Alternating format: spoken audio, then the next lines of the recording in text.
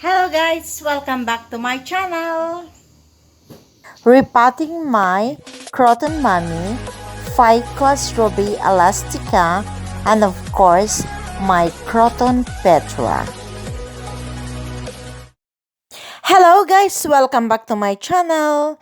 In this video, I'm gonna repot these three beautiful babies of mine. The first one is the Croton Mummy.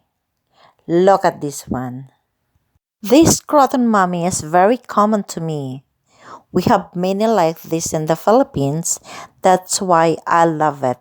It's a multicolored leaves with different colors such as yellow, red, orange, purple, and green. It's a very bright, colorful leaves, shiny, and the thing is, it's not straight. It's curling. It's a curling kind of leaves. That's why I love it. It's unique. Isn't it amazing? I like that green color in the middle of the red. So pretty. The next one is the Ficus Elastica.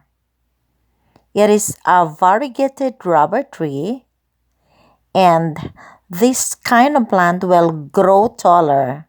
This kind of rubber tree is ideal for a nice, brightly lit spot without direct sunlight. In watering, you only water once the soil becomes slightly dry, and then make sure the pot has sufficient drainage. The third one is the Croton Petra.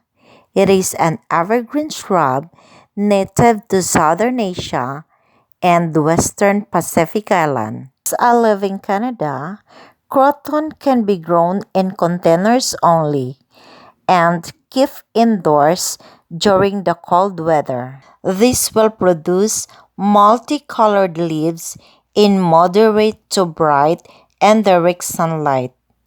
It can tolerate lower light, but the leaves will stay green, especially during the winter months.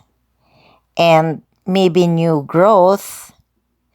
It needs 4 to 6 hours of the indirect sunlight a day to keep it colorful and vibrant.